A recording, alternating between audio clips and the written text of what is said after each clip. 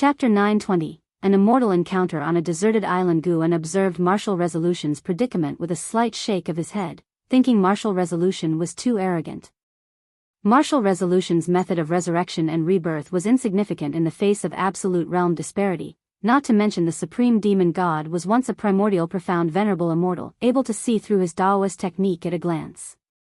The supreme demon god did not kill Martial Resolution, which made Guan somewhat relieved. Ever since being defeated, the Supreme underwent great changes, making amends with the 3,000 great worlds, and even sparing those he once befriended. Of course, this change wasn't enough for Guan to help alter his doomed fate. For those beings destroyed by the Heavenly Emperor Supreme, who altered their fates, Guan would at most take care of Martial Resolution, but was too lazy to comment on Martial Resolution's thoughts. What mattered to him was his relationship with Martial Resolution, not Martial Resolution's views on other matters, as long as he didn't commit too many evils. Moreover, Martial Resolution's power was insufficient to affect the Supreme Demon God. The downfall of the Supreme Demon God would also impact Martial Resolution, giving him a deeper understanding of the heavenly Tao. Guan walked down the mountain, intending to visit the city built by the Wushiji disciples. Nowadays, outsiders wander this continent daily, and the Wushiji disciples have found a way. They have truthfully arranged tasks for themselves, each with time to rest and cultivate. Of course, they're not swapping duties every day or two, but every 10 or 20 years, which makes many returnees feel the passage of time. So far, no outsider has managed to stay. They fail to see through the Wushiji disciples' disguise but sense a feeling of detachment that makes it difficult for them to remain. Some beings are intrigued by this phenomenon, but later, mysteriously feel compelled to leave. At first, the Wushiji disciples did not notice anything, but as more beings came and went, they gradually realized it was the ancestors' handiwork. To silently change others' thoughts, what kind of cultivation level, what kind of divine skills would that require? They couldn't comprehend it, but that didn't stop their longing. As people came and went, the Wushiji disciples gradually became less tense, able to calmly handle all arrivals. 2 million disciples, none yet discovered. Of course, the primary reason is still that the outsiders have too elevated a cultivation level. Even if the Wushiji disciples revealed their true cultivation level, they remain overlooked. The real test lies ahead. The blood sacrifice clan achieves the immortal position of a few, while the human race succeeds, but countless generations become mortal spirit, with any prosperity leading to decline. Is this your heavenly Tao? Guan walked through the forest, gazing at the magnificent mountains and rivers beyond, speaking softly to himself. His words revealed the fate of the Central Heaven human clan. When the human race can truly unify Central Heaven, it marks the moment of their decline, as the immortal gods allow no race to unify Central Heaven, a rule differing from the 3,000 great worlds. The 3,000 great worlds are unified by the human race with the highest wisdom roots, but the human cultivators, due to excessive intelligence and ambition, overshadowing mortal spirits' faith in the immortal gods, incur their displeasure. Guan traveled down the mountain, passing through the Taoist field of the beginningless, feeling as if entering the mortal world, where people toil, transport the escort vehicle, herd cattle, making it hard to believe this is Central Heaven. After leaving the Taoist field, Guan arrived at a deserted island, located far from the Taoist field. Even a free immortal needs many years to cross the sea. He personally built a pavilion on the island, moving slowly without using mana, spending several days. The pavilion is halfway up the mountain. Outside the courtyard is a cliff with views of the expansive ocean. Once the pavilion was completed, Guan descended to the beach, seeing a large sea turtle crawling on the sand, attempting to come ashore, the waves washing over it, its shell a deep gray, seemingly inscribed with patterns, appearing as profound as an array map. This sea turtle is a lowly being of Central Heaven, comparable in strength to a free immortal, yet lacking the divine skills of a free immortal, unable to undergo transformation. Since the human race's rise, the lowest talent of Central Heaven's beings has continually declined, while the highest talent has continually risen. In the future, many beings who fail to achieve free immortal will spread across the earth, even mortal spirit appearing, making the disparity in status and rank even more pronounced. Guan stopped the sea turtle, which looked at him with vacant eyes, then slowly moved aside, wanting to avoid him. Before Guan, this sea turtle was like a small mountain, yet it dared not collide with him. If Guan hadn't seen through its flesh, he might think it was aged. But in reality, relative to its long lifespan, it was still in its youth, and its future self could grow to be 100,000 zhang tall, supporting continents, classified as an ancient fierce beast. Guan's lips curled up, and appeared out of nowhere on the turtle's shell. Instantly, the turtle sank, its limbs struggling, but unable to advance further, growing anxious, its claws stirring up a whirl of sand, but to no avail. Finally, it stopped, as if falling asleep. Guan sat on the turtle's shell. Days passed with the sun setting and moon rising. Pressed by Guan, it struggled occasionally before succumbing to slumber, repeating the cycle. Several months later, a black fissure appeared on the beach behind Guan and a silhouette fell out, crashing onto the sand in a pitiful state. This was a bloodied man, his breath weak, lying on the ground with a slight gasp, consciousness lingering. Guan appeared oblivious to his presence, not turning, still meditating. Yet the turtle below sensed the commotion, turning to look, its neck surprisingly dragon-like, extending beyond the shell, seeing the situation behind. When it spotted the grievously injured man, it hesitated for a moment. Then it suddenly noticed someone seated on its shell, its eyes widening, and in a blink, it retreated into its shell with limbs withdrawn. This action was starkly different from its usual sluggishness, amusing Guan. He opened his eyes, stood up, turning to approach. Leaping from the turtle's shell, he reached the injured man's side. He halted before the injured man, not crouching, but gently stroking his chin, observing the injured man closely. Luan raised his head with difficulty, his face mangled with only clear eyes, lifting to look at Guan, eyes pleading. "Help, help," Luan spoke painfully, unable to utter the word "me." Guan looked down on him, asking, "If I save you, you must serve as a slave for 10 million years, do you accept?" 10 million years? Luan's gaze froze, startled by the duration. "If you find any errors, ads pop up, ads redirect, broken links, non-standard content, etc., please let us know your report so we can fix it as soon as possible." Chapter 921, Obsession with Revenge. 10 million years? How long would that be? Luan has already lived for over 1,000,000 years, but 10 million years is still an unreachable time for him. He can feel his vitality slipping away, death approaching him, so powerless that he cannot even rise. This fear prevents him from weighing his options for too long. "I am willing," Luan said with difficulty, his whole body trembling, using what little strength he had left. Guan's lips curled into a smile, as he looked down at him, waving his sleeve. Immediately, Luan felt sleepiness surging like a tide, his eyelids drooping. Covered in blood, Luan fell into a deep sleep, his injuries healing at a speed visible to the naked eye. Luan had a dream. He dreamt of reuniting with his childhood friend Wei Yi, who questioned him about killing the righteous Dao leader and his daughter. He explained that he had been manipulated, a force controlling his body, causing him to slay his enemies, but Wei Yi did not believe him and said the world was about to face unprecedented turmoil, and he was the culprit of it all. Wei Yi's look of disappointment and anger deeply hurt him, jolting him awake suddenly. He opened his eyes to a blue celestial vault, sitting up instinctively, only to see a giant turtle as large as a small mountain lying in front of him, staring at him. Startled, he jumped up, prepared for battle. However, his movements frightened the turtle, causing it to retract into its shell. Luan was taken aback, then realized his wounds were healed. He touched his body, finding it intact. The memories before he fainted surfaced in his mind, and he looked around instinctively, wanting to find the mysterious person who saved him. Soon, he noticed a pavilion halfway up the mountain. Using his divine sense to investigate, he found no signs of anyone. The spiritual energy here, how is it possible? Luan widened his eyes, breathing rapidly. He had never felt such dense spiritual energy, not even in the dojos of those holy lands. Moreover, he felt the heavens filled with majestic Tao intent, making his mind and body feel at ease. What kind of place is this, exactly? His divine sense swept outwards, seeing only an endless ocean. There wasn't even a continent, nor could he spot any other islands, as if this was the only island between heaven and earth. Thinking about being a slave for 10 million years, he couldn't help but take a deep breath, trying to adjust his mindset.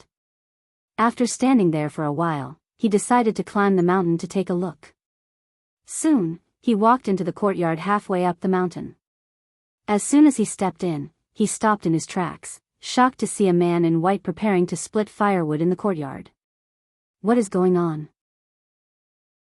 His divine sense clearly hadn't detected this person, and even now, he couldn't sense the man's presence. Well experienced, Lewin was only momentarily stunned, then bowed and cupped his fists in salute to Guan, saying in a deep voice, "Thank you, Senior, for saving my life. May I know your name?" "My name isn't important, what's important is who you are," Guan retorted casually. According to the original fate, Lewin would take 1 billion years to arrive at Central Heaven.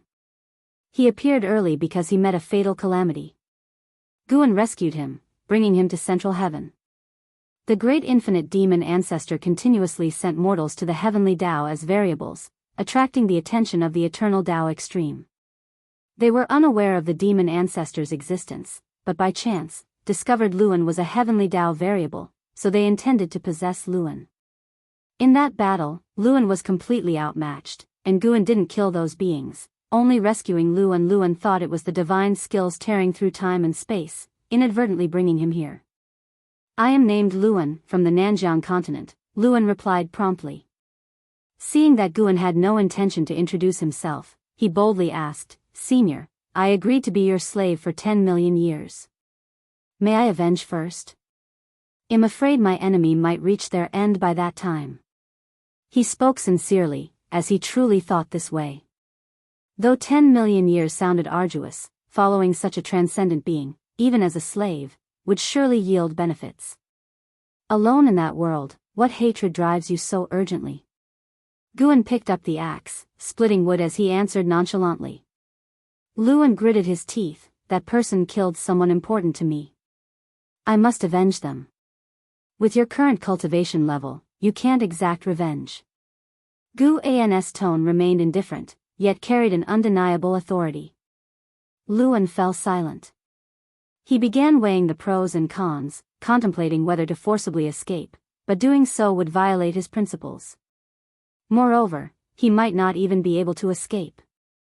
"Build yourself a place to live on the island," Guan said leisurely, hearing which Lewin showed an expression of unwillingness. Even though unwilling, he didn't choose to act against Guan. He stepped forward and asked beside Guan, "Senior, may I help you first?" Guan did not refuse, handing him the axe, and instructed him to chop the wood piled up in the courtyard before turning to leave. At the courtyard gate, he stopped and seemed to remember something, turning back to Lewin with a smile, "I almost forgot, live as a mortal on the island from now on." As he finished speaking, he waved his sleeve towards Lewin, who couldn't avoid it. He only felt a gentle breeze on his face. The next second, his expression changed drastically as his mana dissipated.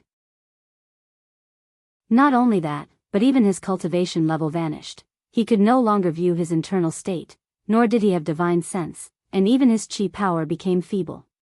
Before he could speak, Guan left the courtyard. Lewin opened his mouth but ultimately chose to continue splitting wood. Walking on the mountain path, Guan showed a look of appreciation. Though Lewin had entered the demon Tao, his character was far steadier than Wei Yi's. Wei Yi remained naive and idealistic due to his experiences, whereas every choice Lewin made was well considered. Thinking back to when the two first arrived at the heavenly Tao, Lewin was much more lively compared to Wei Yi.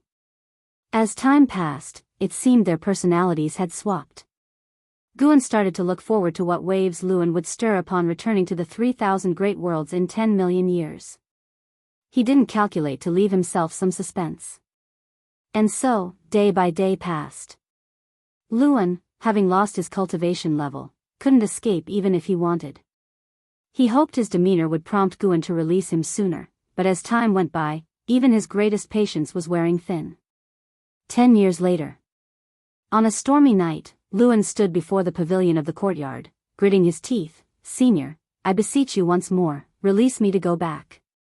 After I take my revenge, I swear I will return. Boom, the sound of thunder erupted, overpowering even the noise of the rain. Guan's voice drifted from inside the house. With your current capability, how do you plan to take revenge? Do you know what kind of place this is, or how you'd return after going back? If you find any errors, ads pop up, ads redirect, broken links, non-standard content, etc., please let us know your report so we can fix it as soon as possible. Chapter 922, The Legend of Central Heaven. Upon hearing Guan's words, Luan did not hesitate. He firmly said, even without my cultivation level, I will find a way to take revenge. I have a backup plan somewhere. You want to rely on that magical treasure? Guan's voice floated out, and Luan's pupils suddenly shrank, his body involuntarily trembling. He was truly shocked. How did this senior know he was hiding a supreme treasure? Was he bluffing? No matter what you rely on, after saying so for thousands of years, then you must stay for thousands of years. Guan's words rang out again, causing Luan to furrow his brows, his expression turning grim. Luan raised his hand, wanting to open the door and enter, but his hands dared not lay on the door. Even if his cultivation level was still there, he wouldn't be a match for this senior. If he offended the other party, the other might directly kill him. If he died, what was the point of revenge? After struggling for a while, Luan ultimately lowered his head and left.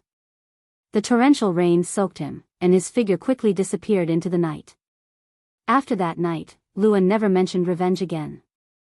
Every day, he would find Guan, waiting for him to assign tasks. Guan never let him idle, making him chop wood continuously. Luan did not refuse and chopped wood every day. He noticed that despite all the wood he chopped, there weren't many new buildings on the island. He understood that this was a test from the senior. The senior saved him, not to merely toy with him. Unable to return for revenge was indeed regretful, but at least he was alive.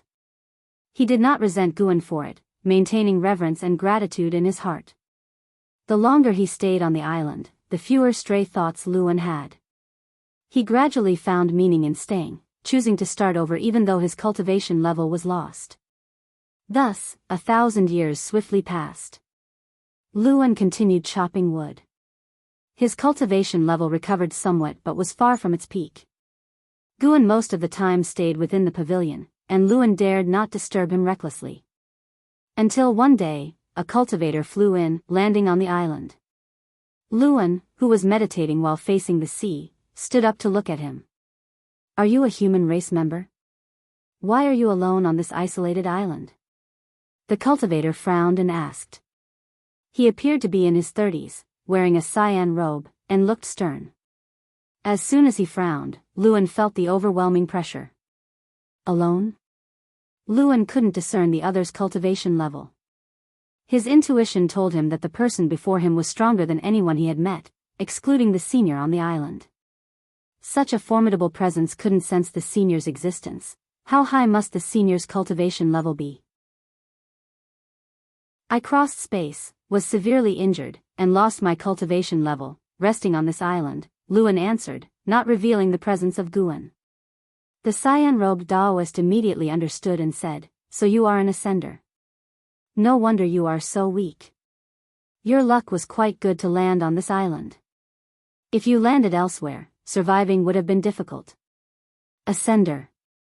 Luan caught onto the critical information and hurriedly asked, may I ask, Senior, where is this place in the heavens? This is Central Heaven. Don't know if you have heard about it, over the long years, there have always been cultivators from the lower realms ascending. Nowadays, the world is not peaceful. Staying on this island can be a blessing. The cyan-robed Taoist answered. Luan felt as if struck by lightning, eyes wide open. Central Heaven. He had heard of this place, from an elder. It was said Central Heaven was an immortal realm every cultivator aspired to reach.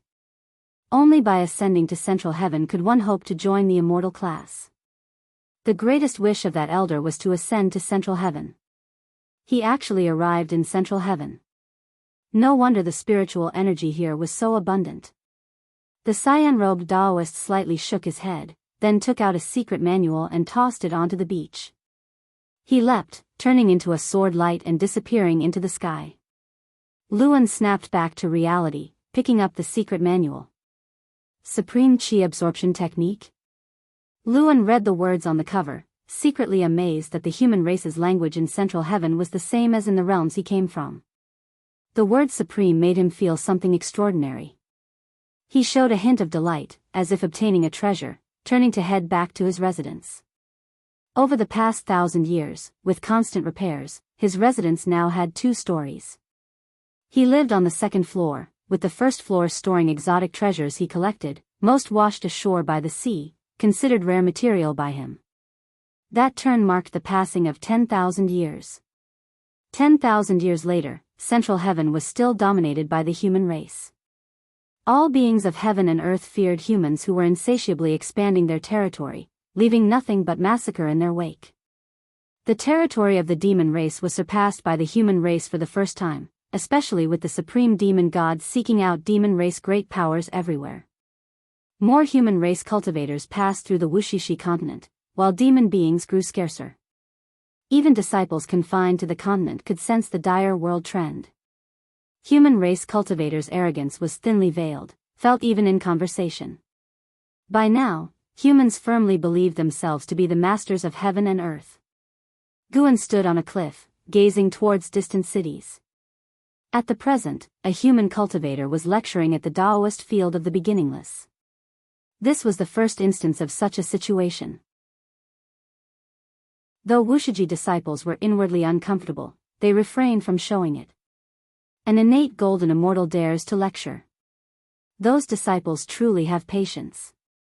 Shenzhen came beside Guan, remarked in amazement. Now, all second-generation disciples had achieved innate golden immortal status, and exceptional disciples from each generation had as well.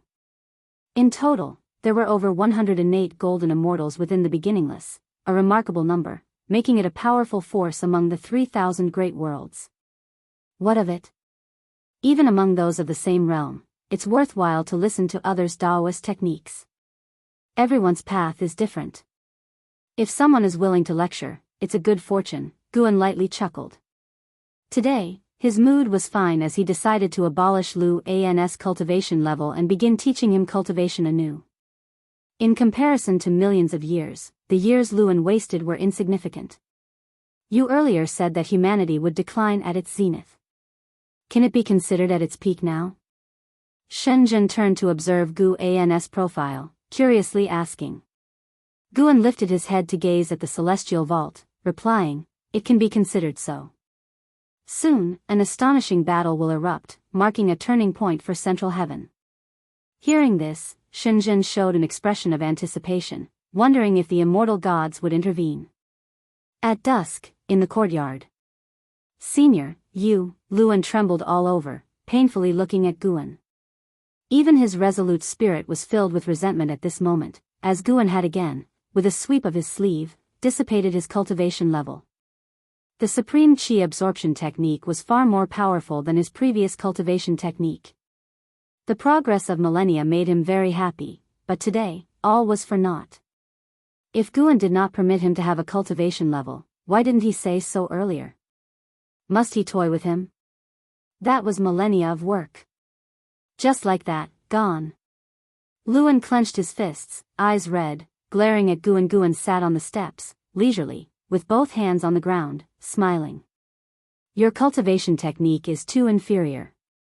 How about I teach you how to cultivate? If you find any errors, ads pop up, ads redirect, broken links, non-standard content, etc., please let us know. Report, so we can fix it as soon as possible."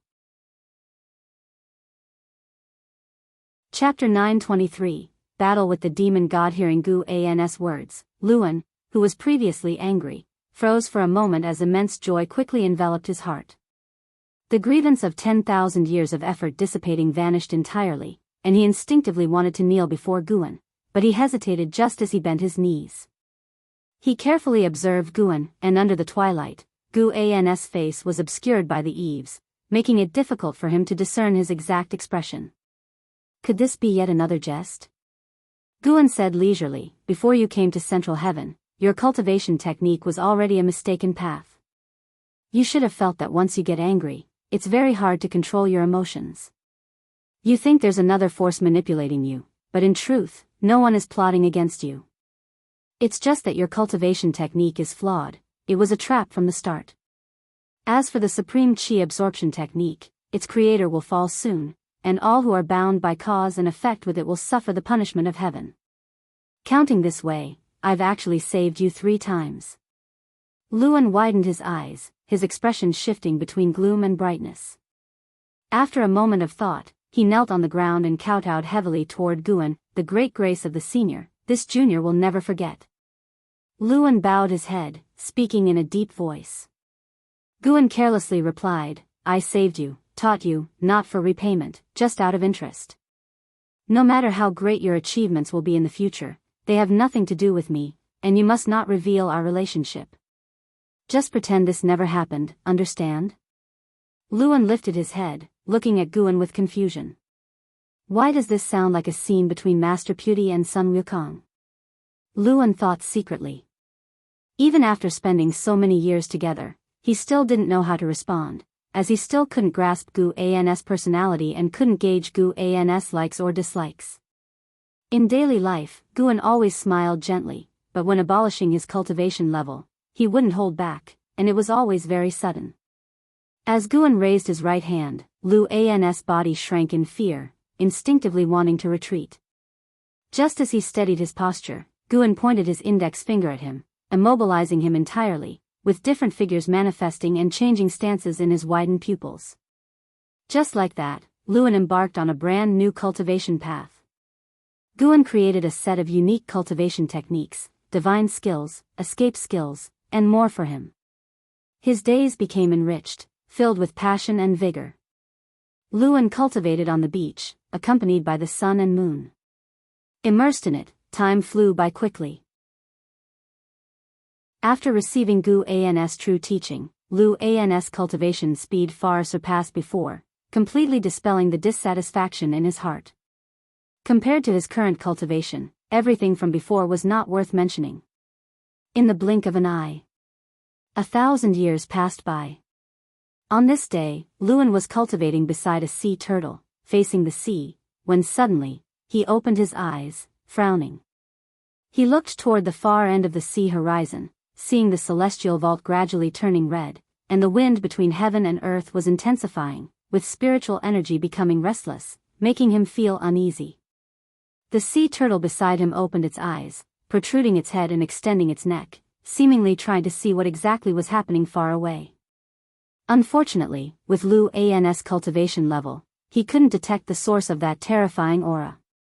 After watching for a while, he closed his eyes, intending to continue his cultivation. But the aura from afar grew increasingly overwhelming, preventing him from calming his heart, with fear and uneasiness in his heart intensifying. Thinking it over, Luan got up and walked toward the mountain. The mountain wasn't high, and it wasn't long before he arrived within the courtyard. He did not see Guan, nor could he sense Gu An's presence, but he wasn't surprised. His inability to sense was due to his own insufficient cultivation level. He respectfully bowed toward the pavilion, saying, "Senior, where does this pressure come from? What is about to happen?" Several breaths later, Gu An's voice emerged from within the pavilion. "The immortal gods are besieging the supreme demon god." Supreme demon god? Supreme? Luan seemed to think of something, his expression changing slightly, cautiously asking, "Could it be that the supreme chi absorption technique I previously cultivated originated from the supreme demon god?" The words demon god did not sound like good news. He also remembered Guan saying that all those bound by cause and effect with the creator of the supreme chi absorption technique would suffer the punishment of heaven. This compelled him to sympathize with the cultivator who passed on the technique to him. Even though they only chatted briefly, meeting at a whim, that person shared the cultivation technique with him. Such goodwill was rarely encountered. Even though he sympathized, he had no means to offer help. He certainly couldn't ask Guan to save that person. Such an act was too absurd. He was not like his old friend Wei Yi. When he thought of Wei Yi, the gloom in Lu An's heart lifted entirely. When he returned to the human world, he would show Wei Yi how formidable he had become. To this day, his relationship with Wei Yi remained good. However, with the eternal conflict between righteousness and demons, they could only maintain contact covertly. Following Gu An's cultivation, the demonic qi within him had dissipated. Now, anyone who saw him would find it hard to determine he was a demon cultivator, making him very much look forward to Wei Yi's expression upon seeing him. Luan still wished to inquire more, but thought it over, ultimately deciding to bow and take his leave. When it comes to matters involving the immortal gods, he felt it was wise to ask less to avoid inviting trouble. After he left, Guan took a step back into the Wushishi continent, where a play was about to unfold in the city. He found it very intriguing and wanted to witness it with his own eyes. Because many disciples emulated Guan by writing books, the stories circulating the continent were highly abundant. Therefore, some disciples had a spur-of-the-moment idea to enact these wonderful stories, experiencing the emotions of the characters in the process, and the viewers found it enjoyable. As a result, it became a cultural tradition, unique at least within Central Heaven, with only Wushishi having such a culture. The battle between the immortal gods and the supreme demon god was earth-shattering, with the battle's overwhelming pressure constantly spreading, eventually covering the entire Central Heaven. Above the clouds, Li Xuanmiao and a group of immortal gods gazed down at the great battle unfolding below, the land engulfed in rolling dust, with lightning intersecting everywhere, and gales howling, as if there were a great dragon whirling around. Upon closer inspection, one could vaguely see more than 10 interwoven figures. At the edge of the battlefield stood towering figures, with the celestial Tao golden light forming a grand formation, isolating this battlefield. Though the ground was sinking, it did not extend to the mountains beyond the formation. That Prince Taihao is so powerful. I remember he's the youngest son of heaven, right? Yes, indeed the most junior son of heaven, but for him to earn the name Taihao reflects the emperor's high regard for him. Not only is Prince Taihao formidable, but those immortal gods are also very strong. Judging by their coordination and divine skills, they seem to come from the same immortal sect. Looks like the supreme demon god will end here. The immortal gods in the clouds discussed, while Li Xuanmiao fixated on the rolling dust below, his pupils reflecting the posture of the supreme demon god wielding the demon soldiers. For some reason, Li Xuanmiao felt a sense of unease, as if something dreadful was about to occur. At this moment, a purple light emerged from deep within the dust below, and immediately, the entire world darkened. The surprised immortal gods instinctively looked up, soon fixing their eyes on the celestial vault above. Strange eyes filled the firmament, varying in size, yet each identical, with violet pupils, cold and enigmatic. If you find any errors, ads pop up, ads redirect, broken links, non-standard content, etc., please let us know each report so we can fix it as soon as possible. Chapter 924, The Beginning of the Myth on the Beach. Luan, who had just sat down not long ago, suddenly felt something and opened his eyes abruptly. He looked up to see purple eyes all over the sky, causing him to shiver with fear. What is this? Luan widened his eyes, muttering to himself, his voice full of terror. When he saw the immortal emperor's eye in the sky, the mana within him froze all at once, even his soul tightened, an indescribable feeling that made him feel insignificant. Is this the power of Central Heaven? Unbelievable. Facing such power, he felt only awe in his heart. Whether it was the power of the immortal gods or that of the supreme demon god, he did not know. As he was pondering, a burst of golden light blazed across the celestial vault, causing him to squint. Immediately afterwards, he saw the purple eyes all over the sky disappear, and the vast golden light descended like heavenly might. He saw an incomparably huge golden vertical eye, far larger than the previous purple eyes, so large that the entire celestial vault couldn't contain it. Luan was deeply shocked, as if seeing a face in the outer universe spying on the middle heaven world, with the whole of Central Heaven no bigger than one eye of that existence. Just thinking about it made him shiver from head to foot. The golden vertical eye gazed upon the human world, and at this moment, all the Wusher disciples on Wushishi continent were looking up at this vertical eye. Guan, who was watching a play within the city, saw the disciples on stage being drawn away by the heavenly might, stopping their performance. He shook his head slightly and rose to leave. His departure caught the attention of some disciples, who thought Guan was going to investigate the situation. After leaving the theater, Guan returned to the mountain of no end. Shenzhen was also watching the golden vertical eye on the celestial vault. She did not question Guan, for his return meant that the anomaly in the sky could not affect Wuxia. She stared at the golden vertical eye, beginning to deduce, but unfortunately, she couldn't see anything.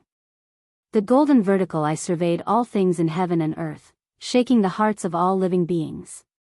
It seemed to scrutinize all existence on this land, making all living beings feel fear and gradually lowering their heads, not daring to meet its gaze. For a long time, the golden light dissipated, and the heavenly might suppressing all beings vanished. When all beings looked up again, the golden vertical eye had disappeared, and the terrifying aura of the supreme demon god was also gone. This battle seemed to have ended, and the entire world fell into silence. 100 years later, on a lonely island, Guan sat on a turtle shell, guiding Luan to cultivate a set of fist techniques. He repeated the punches, throwing them one by one, seemingly without any special attributes, yet he did not feel bored. While practicing, Luan turned to look at Guan and curiously asked, "Elder, was the supreme demon god killed by the immortal gods?" He had harbored this doubt for a long time and finally couldn't resist asking today. Guan was holding a book, and he replied casually, "Didn't completely die, but now it's worse than death." The supreme demon god was forcefully suppressed by Emperor Taihao, his physical form annihilated and his soul thrown into the heavenly prison, continuously tormented by endless celestial punishment. Thus, all powers of the heavenly Emperor Taihao were reclaimed. The immortal gods who had once been loyal to him began to be investigated, and each day some of them had their immortal positions stripped and were cast into the heavenly prison or reincarnation. One day in heaven equaled a year on earth, and now the celestial court remained in turmoil as the news of the supreme demon god being vanquished by the immortal gods continued to spread through central heaven. Many years later, tales of Taihao slaying the supreme would circulate in central heaven. By then, Taihao would have become the celestial emperor, while the supreme would be depicted as the demon ancestor, the most evil existence in central heaven since antiquity. And those who cultivate the supreme qi absorption technique? Luan asked further. They will die in the future celestial tribulations. This answer secretly startled Luan. Could the heavenly Tao control the celestial tribulation? Guan followed up, because of the supreme demon god, humans in this realm will be hunted by all races under heaven and earth. If any creatures pass by this island in the future, you'd best hide to avoid getting involved. Luan asked in surprise, "Elder, what about you? Aren't you part of the human race?" Guan did not answer, which made Luan's heart skip a beat. He suddenly realized that he didn't know anything about the elder, not even the elder's name, let alone his true form. Habitually, he presumed all sorts of dangerous situations. The more he thought, the more frightened he became. However, remembering that without Guan's help, he would have already been dead, he immediately let go of his burdens and focused on practicing his punches. This set of fist technique seemed ordinary, but its sorcery was profound. With each circulation of the week of energy, his physique became stronger, filling him with anticipation for mastering this fist technique. The sea turtle beneath Guan poked its head out, stretching its neck and turning to look. Upon seeing Guan, it retreated back in fright. Luan secretly marveled at this scene. This turtle had powerful qi blood, which even made Luan feel alarmed. Yet, it was so timid that it wouldn't fight. Whenever it saw a living thing, it would retract into its shell. It truly was a curiosity. Previously, he thought this turtle was raised by the elder. Now, it seemed the turtle, like him, was trapped in this place. The sun shone brightly as the world and its forces changed like the shifting clouds. Hundreds of years later, the news of the supreme demon god being annihilated spread completely, and the world entered even greater chaos as the demon race began slaughtering humans on a large scale. Although humans had high comprehension, their years of cultivation were far less than that of the world's great powers, and without the supreme demon god, they were unable to withstand the wrath of all living beings. In less than 1,000 years, humans were nearly exterminated. Fortunately, some immortal gods stood out in time, announcing to all living beings the prohibition of further killings of humans, thus putting an end to this catastrophe. Even with the warning of the immortal gods in place, the demon race still held profound apprehension towards humans and closely monitored them to prevent their resurgence. The practice of demons eating humans continued daily, albeit not on such a widespread scale. Rumble, thunderclouds rolled, and one bolt of heavenly lightning after another fell, striking the stormy waves, twisting the space above the ocean. A dark purple spatial rift appeared, growing rapidly, suspended between the sky and sea. Two figures stepped out from within, Zhang Buku and Suyu. The two moved forward in the air, with thousands of lightning bolts falling on them, unable to pose any threat. Suyu walked in the air, looking around and raising an eyebrow, such a heavy murderous aura. It seems Central Heaven just went through a calamity. Zhang Buku showed no expression. He wore a large robe, with hair reaching the robe's hem, looking more inscrutable than Suyu. It's the same old war between humans and demons. It seems Central Heaven is no different from the Great Thousand World. Zhang Buku spoke coldly. He once belonged to a half-human, half-demon race and held great disdain for the hatred between the demon race and the human race. He couldn't understand why two races capable of immortal cultivation had to keep slaughtering each other. Later, he ceased contemplating it. To him, humans and demons were the same. If they dared block his path, he wouldn't hold back. Where do we go next? Suyu turned to look at him, asking with a cheerful smile. After many years of cultivation in the underworld, their relationship had reversed, with Suyu now taking Zhang Buku as the backbone, acting according to Zhang Buku's will. If you find any errors, ads pop up, ads redirect, broken links, non-standard content, etc., please let us know each report so we can fix it as soon as possible. Chapter 925, Inch Island. First, let's meet the great power of the demon race in this realm and see what they are capable of. Zhang Buku stared ahead, answering expressionlessly. Upon hearing this, Suyu's smile became even brighter as he eagerly anticipated Zhang Buku showcasing his strength now. He wanted to see if Central Heaven, known as the center of the heavenly Tao, could withstand Zhang Buku's brilliance. The two stepped forward into the air, their figures started to shimmer, constantly moving, and soon disappeared beyond the celestial vault. Zhang Buku's arrival was spotted by Guan, who was picking medicinal herbs. Watching the current Zhang Buku, he felt a tinge of emotion. Truly, he seemed like a different person. The Zhang Buku now possessed the demeanor of a great power, and carried an intimidating aura. After the conclusion of the battle between immortals and demons, the Nine Nether Emperor was severely wounded, yet the Celestial Emperor bestowed him a chance. The cost was the Celestial Court beginning to take over the underworld. As Central Heaven developed, the Celestial Court also attacked the underworld, establishing the Order of Ghosts and Gods. This time Zhang Buku came to Central Heaven as a rightful representative of the underworld to spread the Tao, leaving behind the legend of the 6 paths of reincarnation. As long as he didn't go too far, the immortal gods wouldn't stop him. If the future remains unchanged, Zhang Buku will become an ancient myth of Central Heaven, his name to be remembered forever. Regardless of how one sees it, Zhang Buku is considered to have attained the Tao. Guan no longer needs to be so concerned for him. It's worth mentioning that Zhang Buku has already found his father Zhang Chuanxiu in reincarnation. Unfortunately, Zhang Chuanxiu has gone through countless cycles of reincarnation, and no longer remembers him. Now, he's trying to find a way for Zhang Buku to recall the memories of that lifetime. Senior brother Zhang, who would have thought would have the chance to meet again. Guan spoke to himself, a smile on his face as images from long ago surfaced in his eyes. The ghost mother of ephemera, curious, asked, Senior brother Zhang? Master, do you have other senior brothers? All along, she only heard Guan acknowledge Liya as his senior brother. Now hearing of another senior brother Zhang, naturally piqued her curiosity. Yes, I have 3 senior brothers. Back then, along with senior brother Liya, the 4 of us were menial disciples in the profound valley of the outer Taishan sect. Guan began to recount the past.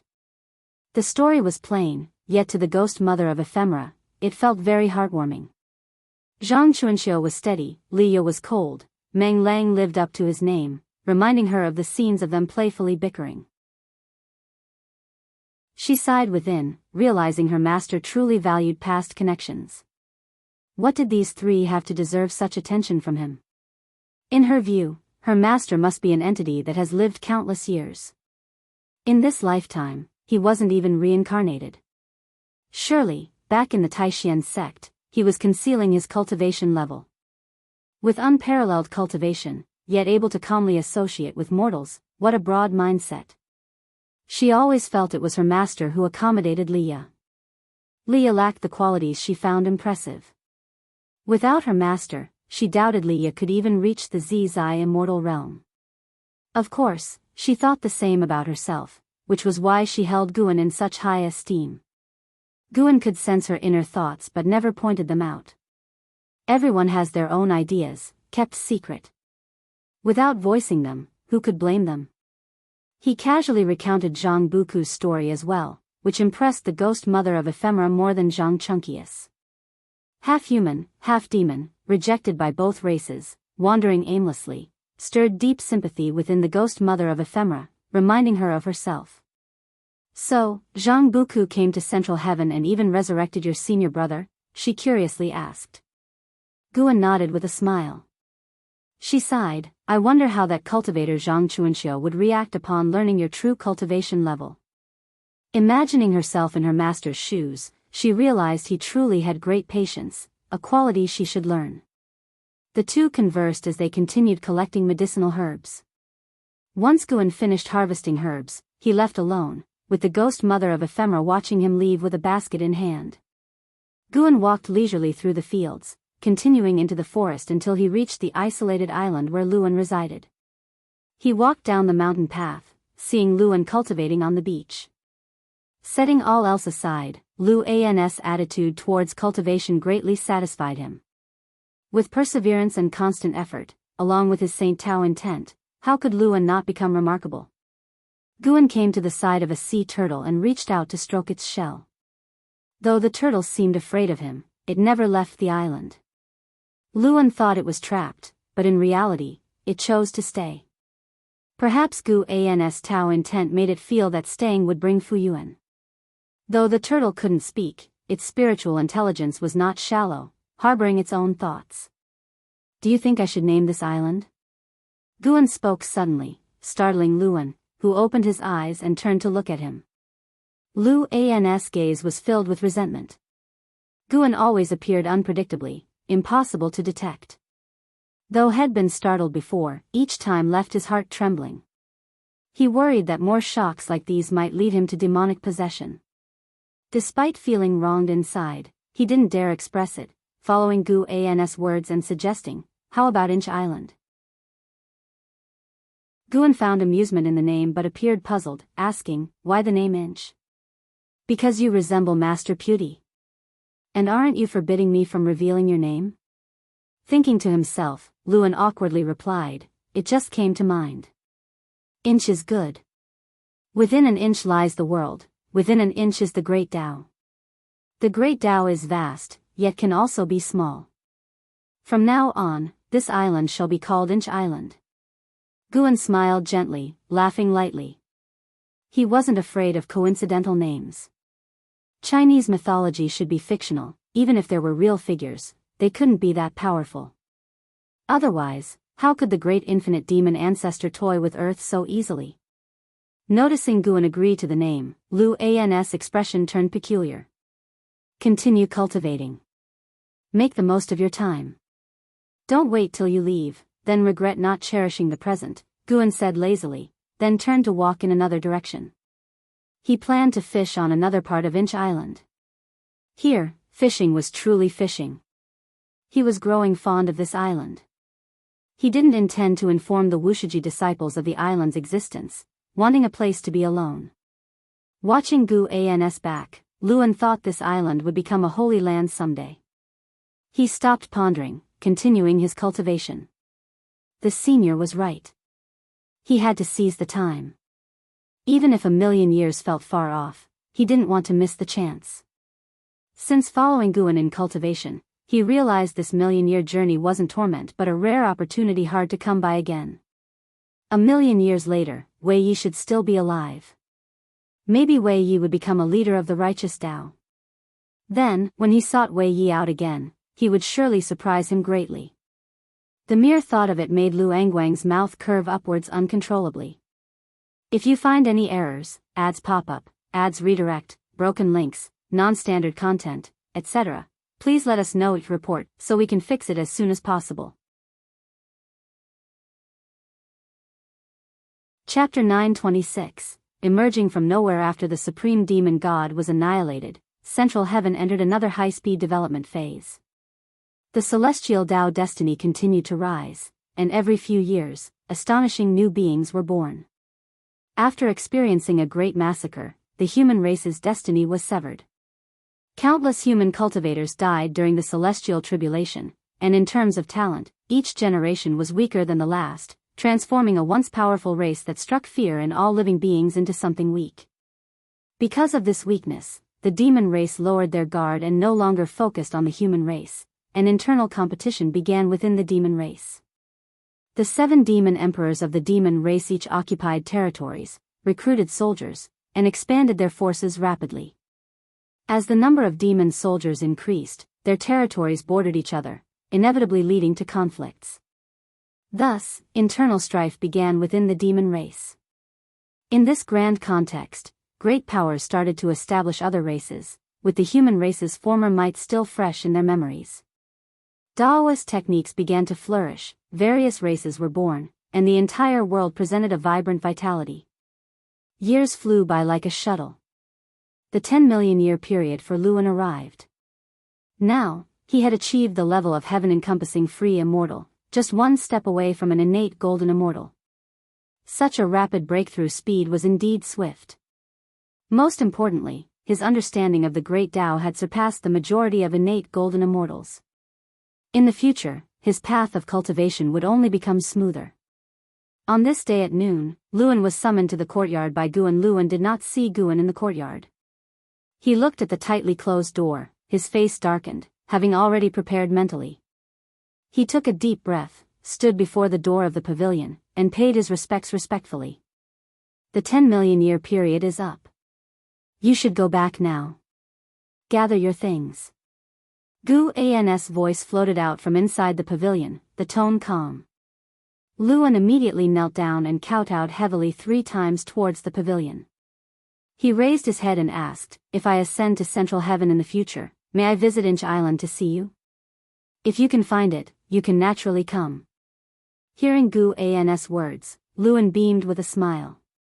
He turned and left, his face full of vigor. After these millions of years of cultivation, he had been completely reborn, not just in cultivation level, but in character as well.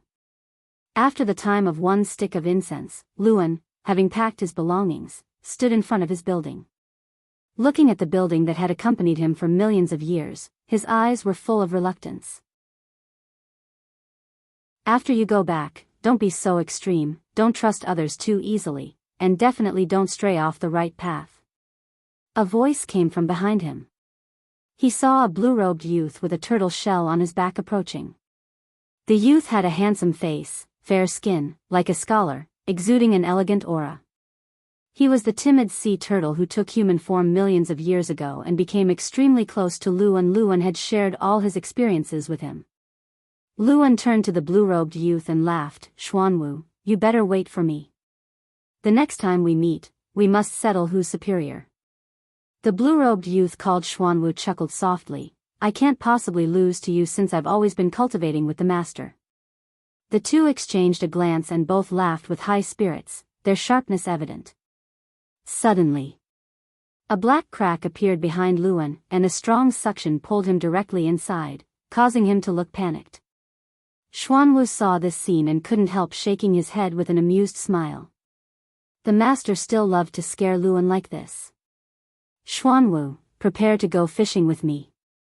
Gu An's voice floated down from the mountain, and Xuanwu's expression instantly changed from relaxed and carefree to one full of flattering smiles. "All right, master, I'm coming right away." Xuanwu immediately rushed away quickly. The golden light shimmered in the forest of Inch Island as the sunlight poured down. The ocean stretched endlessly, and Inch Island, like a leaf floating on the sea's surface, seemed so inconspicuous, always at risk of being swallowed by the ocean. After Luan left, Guan's life became more peaceful. He no longer taught others in cultivation but began to gain enlightenment himself. In the ensuing years, Wushiji disciples were discovered by outsiders for hiding something, and Nzazai, adhering to the rules set by Guan, expelled those disciples who were discovered. Some disciples wanted to leave Wuxia on their own. Having heard too much news from the outside world, they also wanted to venture out for themselves. Every disciple who left Wuxia was personally sent off by Nzazai, with the warning to never reveal the cause and effect of Wuxia. Otherwise, no matter where they were, even separated by all heavens, he would clean up the sect. As the Wuxia disciples ventured into the red dust of Central Heaven, the fate of Central Heaven began to show some changes. Such changes were insignificant to the lofty immortal gods. 100 million years became less lengthy for Central Heaven. After 100 million years, the native creatures of Central Heaven achieved the strongest cultivation level of Miaozhen and Daluo immortal realm, and Daoist lineages began to rise. After tens of millions of years of evolution, the Wuxishi continent remained bustling, but now with fewer Wuxia disciples. Here, mortal generations began to inherit the land while Wuxia disciples were integrated within, always hidden. Mountain of No End was shrouded with immortal mist, inaccessible to mortals, and those who forced their way in would find themselves diverted, unable to enter the Daoist field of the beginningless. Now Central Heaven was fully developed, with new ascenders arriving almost daily, and great powers going to outer heaven. The universe outside Central Heaven could directly connect to chaos, sparking legends of chaos to begin circulating in the human world. On this day, Guan was sitting in the courtyard, playing with a stone, which was one of the original stones of Central Heaven, with a long history. Investigation into it could reveal the heavenly Tao behind Central Heaven. The heavenly Tao was created by the Celestial Emperor, but to Guan, even the Celestial Emperor couldn't see through the entire cause and effect of the heavenly Tao. Perhaps it was because the heavenly Tao originated from Hongmeng. A figure walked into the courtyard, bringing a fragrance. The visitor was none other than Fairy Yao Xian. Fairy Yao Xian remained elegant, as beautiful as a celestial immortal, with an ethereal aura. She approached Guan and turned to look at Shenzhen, her eyebrows slightly furrowed. Feeling her gaze, Shenzhen opened his eyes and, seeing her expression, knew what she meant to express. Hence, Shenzhen nodded to Fairy Yao Xian and then got up to leave, giving the two a space for solitude. Fairy Yao Xian was the mother of sin, her existence extended across ages. Sometimes, she would guide the second-generation disciples, for whom Shenzhen had much respect. After Shenzhen left, Fairy Yao Xian looked at Guan and said, "Recently, a great emperor has emerged in the world, stunning the heavens. He is called the Emperor of Eternal Life. I want to go and see." Guan replied casually, "If you want to go, then go, just don't reveal Wushi's existence."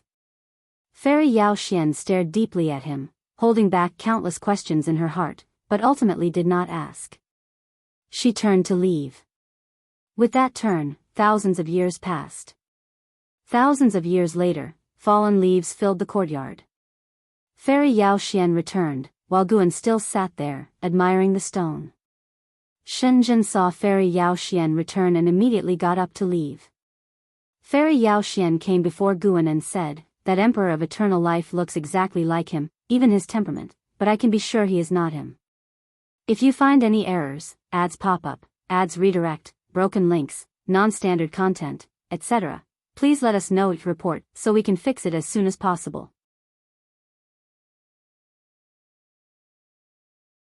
Chapter 927, Slaughtering All Wuxia. Hearing Fairy Yao Xian's words, Guan looked up at her and asked with a smile, "Then what do you think it means to be him?" He was not surprised at Fairy Yao Xian's confusion, for when he inherited the memories of the second life of the Emperor of Eternal Life, he saw Fairy Yao Xian had come to find him. In the memories, Fairy Yao Xian traveled a long distance to listen to him lecturing with other cultivators, and after the lecture, she sought him out. She did not express any feelings, but rather asked some questions, and then left calmly. Now, the person known across Central Heaven as the Emperor of Eternal Life is indeed Guan, merely the Guan in the lifespan reincarnation. Once the lifespan reincarnation ends, the life of the Emperor of Eternal Life begins. As long as Guan does not appear before the Emperor of Eternal Life, this reincarnated life will become true. Fairy Yao Xian looked at Guan but did not answer, only her eyes showed some lingering resentment. Guan tossed the stone in his hand to her and said, "This stone is one of the original stones of Central Heaven, containing the true essence of the heavenly Tao. By scrutinizing it, you may realize the wonders of the great Tao creating the universe and the world. Perhaps you can find the essence of your own existence through it." Fairy Yao Xian looked at the stone in her hand, her brows furrowed. This stone looks so ordinary, can it truly help comprehend the heavenly Tao? Guan stood up and said with a smile, "The Emperor of Eternal Life you desire is in your heart, is that not enough? Originally, you did not live for someone, you also have your own Tao-seeking goals, do you not?" Having said that, Guan stepped forward, brushing past her shoulder. Fairy Yao Xian lowered her head, and after Guan walked out of the courtyard, she clenched the stone tightly in her hand and turned to leave. The Emperor of Eternal Life is renowned throughout the world, his prestige immense, but to Central Heaven, he is not yet the most dazzling existence. As Guan walked down the mountain road, he could hear the name most frequently mentioned by the beings on the continent, a dragon. Dragon Emperor. This was the first dragon born in Central Heaven, born full with the Tai Ching golden immortal realm perfection, its dragon might vast, causing countless races to feel instinctive fear. This dragon also has an associated magical treasure, a dragon spear. Having been born for less than 10,000 years, it crossed into the heaven-opening Daluo immortal realm, achieving Miaojin Daluo immortal in less than 100,000 years. Compared to Central Heaven's history, it is still very young, but it has already ranked among the top in the world. The Dragon Emperor is very arrogant, having already declared he will become the strongest in Central Heaven. He will challenge each dojo in the world to prove himself. The news spread across the world, reaching this continent as well. Guan, however, is not interested in the Dragon Emperor, for the future of the Dragon Emperor is already within his sight. The Dragon Emperor is destined to yield under the Celestial Court. After ranking in the immortal class, the Dragon Emperor will lose his brilliance, just like those immortal gods, forever a puppet of the heavenly Tao rules, forced to endure even when his descendants are slaughtered. Central Heaven, a land of heroes, Guan finds it quite amusing, as if watching a series of films. Though he will not partake in worldly conflicts, should outsiders attempt to destroy the Wushishi continent, he would strike, for should the disciples be forced to take action, they would undoubtedly expose their cultivation level. In these circumstances, the continent gradually spread tales of immortals, with the mountain of no end shrouded in immortal mist, preventing outsiders from entering. Unconsciously, rumors arose saying an immortal mountain, inhabited by immortals, concealed within the mist. The Wushiji disciples discovered the ancestor protecting the continent, making them more relaxed, for as the Central Heaven spirits grew stronger, they also feared strong enemies invading, forcing them to reveal their true cultivation. With the ancestors' protection, they can exert themselves without worry. Some disciples even started crafting legends of the ancestor. No one dared mention the name of ancestor Master Wusher, but stories of immortals based on his experiences spread widely across the continent. To date, 3/10 of the disciples have left the continent, and most disciples left of their own will. Guan saw some Wushiji disciples establishing schools, successfully gaining a foothold in Central Heaven. It's worth noting that despite Central Heaven's development to this day, no native being has ascended to immortality, and there will be an even greater conflict in the future. Though the supreme demon god has cast a shadow over Central Heaven, the destruction he brought was not much. The human race flourished despite his ferocity, without any powerful force treating the world as a chessboard for conflict. Tao Emperor, are you finally unable to hold back? Guan muttered to himself, a smile of anticipation appearing on his face. Amidst the vast immortal mist stood a towering peak. At its summit lay a courtyard, where Wu Xia, dressed in black, was practicing before a great cauldron. Inside the cauldron were 3 large incense sticks, from which blue smoke rose, swirling above the courtyard. Wuxia frowned deeply, a faint golden pattern appeared on his forehead, and his mana began to escape, with a Dharma aspect manifesting. The Dharma aspect bore a domineering demeanor, radiating an unrivaled aura. Suddenly, a figure appeared next to Wuxia seemingly out of nowhere, placing a hand on his shoulder. Wuxia opened his eyes sharply, the Dharma aspect on his body dissipating instantly. He turned to see Nzazai standing beside him, and his brows relaxed. Nzazai frowned at him and said, "Demonic possession? Your aura just now almost disturbed the continent. Nowadays, the continent is no longer occupied solely by the Wushiji disciples. Although the Mountain of No End has become an immortal name, should there be truly overwhelming aura spreading out, it would certainly invite trouble." Wuxia's eyes flashed with confusion, and he couldn't help but ask, "Did I lose control just now? Didn't you notice?" "No, I thought I was in enlightenment, my consciousness had entered the great Tao." "It seems your enlightenment took a wrong path," Nzazai said seriously. In terms of cultivation level, he was currently slightly weaker than Wuxia, but if it came to a fight to the death, he had absolute confidence to defeat Wuxia. Wuxia also thought the same of him, so Wuxia always listened earnestly to his opinions. Wuxia looked up at Nzazai and asked, "Ancestor, can you tell me what happened to me just now?" Nzazai did not conceal anything, explaining everything he saw. After listening, Wuxia raised his hand to touch his forehead, his heart full of doubt. Nzazai looked at him, also feeling a sense of amazement. The ancestor once said that Wuxia had even greater cause and effect. What could it possibly be? Though Nzazai was curious, he did not inquire, for he was powerless to address it. He hoped Wuxia would find the root by himself. How can a person of great power not understand themselves?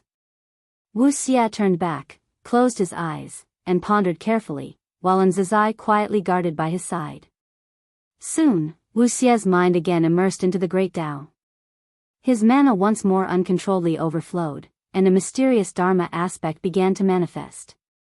Nzazai watched this Dharma aspect, his eyes full of vigilance. This Dharma aspect's form was unlike Wuxia's. He was puzzled in secret, "Who is this?"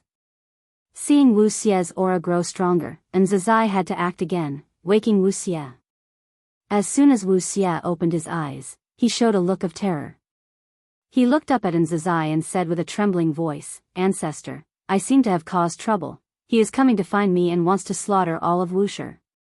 If you find any errors, ads pop up, ads redirect, broken links, non-standard content, etc., please let us know. Report, so we can fix it as soon as possible." Chapter 928, Heaven Sent Providence. Who? So arrogant? Nzazai's face suddenly turned gloomy, for someone dared to threaten Wuxia, which was the greatest insult to him. Who dared to boast they would slaughter all of Wuxia? In his heart there was no fear, only anger. Wuxia tried hard to calm himself, recalling he said, "I also don't know who he is a Daoist emperor, he forced me to accept his power, I felt something was amiss and refused.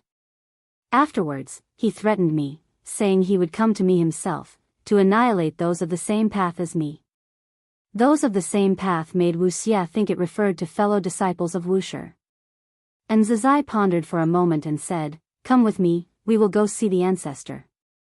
Upon hearing this, Wuxia was about to speak but stopped himself. Though he seldom communicated with the ancestor, what he cared about most was the ancestor's opinion of him. Nzazai said solemnly, "This matter is no longer just about you, it's trouble for the entire Wuxia. Don't delay important matters for the sake of saving face." After hearing this, Wuxia immediately stood up and took a deep breath. Thus, the two left the mountain peak, heading to the Mountain of No End to find Guan Fre, Webnov. LCOM. However, Guan was not at the Mountain of No End, so they could only wait for his return outside the courtyard. They waited for several days. When Guan returned, Nzazai was the first to welcome him. "Don't worry, you continue cultivating. I will personally handle the trouble for Wuxia," Guan said with a smile, leaving Nzazai slightly stunned. Before Nzazai could respond, Guan stepped forward and entered the courtyard. Wu Xia watched Guan walk past him, instinctively opening his mouth. Ancestor, that person is a Taoist. He hadn't finished speaking when he saw Guan raise his hand, signaling him to stop speaking. He could only pause, staring blankly as Guan entered the courtyard. Once Guan's figure disappeared from their sight, Wu Xia turned his head to look at Nzazai, his face full of bafflement. Nzazai, however, smiled and said, "Then continue cultivating. This shows that all the cause and effect of that person is within the ancestor's view." Saying this, Nzazai's eyes were filled with expectation. He wanted to see the scene where that arrogant person knelt before the ancestor to beg for mercy. Wu Xia had always known the ancestor was strong, but exactly how strong he wasn't sure, yet the feeling the mysterious Taoist emperor gave him sent chills through him. With his current cultivation level facing that Taoist emperor, he couldn't muster any resistance, as if he was confronting the great Tao itself. Is it really okay? Wu Xia thought anxiously, frowning deeply. Nzazai didn't say much to comfort Wu Xia, he just patted Wu Xia's shoulder and turned to leave. Wu Xia looked back at the courtyard. The pavilion belonging to the ancestor had its doors and windows all closed. He could only suppress the unease in his heart and leave as well. In the years that followed, Wu Xia found that he no longer encountered that Taoist emperor, and his enlightenment returned to its former smooth and tranquil state.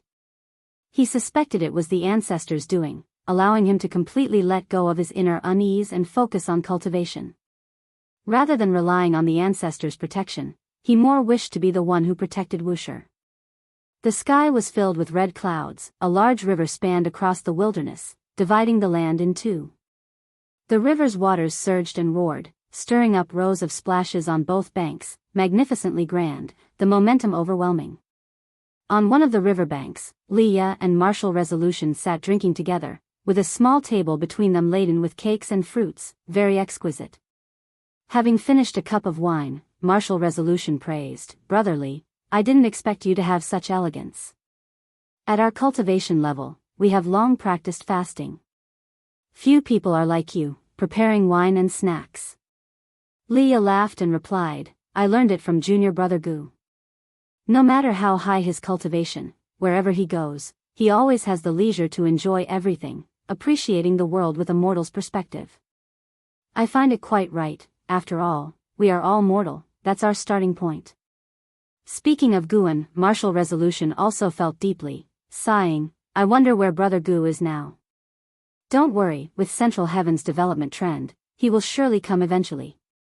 With his kind of personality, he seems not to like being in the limelight, but in reality, he loves to be part of the excitement," Leah said with a chuckle. Meeting Martial Resolution in Central Heaven brought him both surprise and deep emotions. Without Guan, perhaps neither he nor Martial Resolution would have reached here. Although he wasn't clear on how Martial Resolution came here, intuition told him it certainly had something to do with Gu, and Martial Resolution shared the same thought, both pervaded with confidence, but they wouldn't deny Guan's significance to them. The distance between Central Heaven and the celestial spirit great world was incredibly vast. The two hadn't seen each other for hundreds of millions of years, yet reuniting here, the fate brought new sensations to their Tao hearts. After discussing Guan, Martial Resolution mentioned a major event happening in the world today, curiously asking, "That Xuanji Emperor challenges the Dragon Emperor and wants to propagate the Primordial Tao Emperor. What do you think? What are his chances?" The Primordial Tao Emperor is a kind of great Tao destiny, influenced by Guan, which Martial Resolution and Leah unintentionally embarked upon. They never associated the Primordial Tao Emperor with Guan because the Primordial Tao Emperor was so profound, akin to the immortal position of the immortal gods, as if it was the great Tao itself, naturally existing. Leah restrained his smile, contemplating seriously, and said, "I've met both the Dragon Emperor and the Xuanji Emperor. Although the Dragon Emperor's talent is daunting, I feel Xuanji Emperor has a higher chance of winning. After all, that guy once traversed the path of the great Tao, leaving behind a great reputation in the 3,000 great worlds, his battle experience incomparable to the Dragon Emperor." Martial Resolution nodded and said, "I also hope he can win. If the Primordial Tao Emperor spreads in Central Heaven, it will be beneficial to your and my cultivation. The Primordial Tao Emperor is a kind of great Tao destiny. The more cultivators, the stronger they are, the stronger it becomes, and the more it helps the cultivators in return. The primordial Tao Emperor can aid them in better enlightenment, making it an important support in their cultivation, both holding great anticipation for it. Just then, a flake of golden snow descended from the sky, landing between them. They looked up, discovering a sky filled with red clouds was snowing a golden snow. The golden snow fell on the table, transforming into golden chi and dissipating, soundlessly. Martial Resolution raised an eyebrow. This snow is extraordinary, did you feel it? Leah squinted at the tabletop, where the golden chi left no traces, pondering. It contains the spiritual energy of the Tao origin, it's a great fortune. Both immediately sat cross-legged, beginning to cultivate energy and perceive it. This golden snow fell increasingly heavily, covering all central heaven, with its scope expanding and growing denser. Inch Island. Xuanwu meditated alone on the beach, looking up to feel the golden snow, murmuring, could it be another prodigy is born? Throughout the endless years, celestial phenomena emerged one after another, some terrifying to all beings, some bestowing opportunities upon them, making him accustomed to such events. If you find any errors, ads pop up, ads redirect, broken links, non-standard content, etc., please let us know each report so we can fix it as soon as possible.